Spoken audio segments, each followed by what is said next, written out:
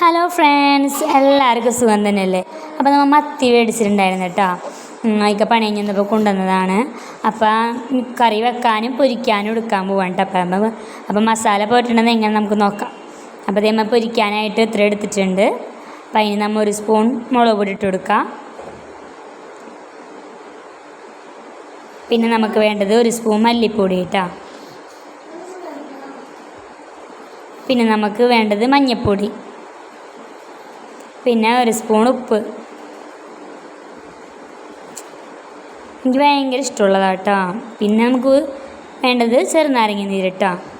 അടിപൊളിയാണല്ലേ മത്തിയൊക്കെ പൊരിക്കാനും. പൊരിച്ചത് ഭയങ്കര ഇഷ്ടമാണ്. അതിൽ പഞ്ഞി ഭയങ്കര ഇഷ്ടമാണ്. അപ്പോൾ നമ്മൾ പഞ്ഞീനും മാറ്റി വെച്ചിട്ടുണ്ട്.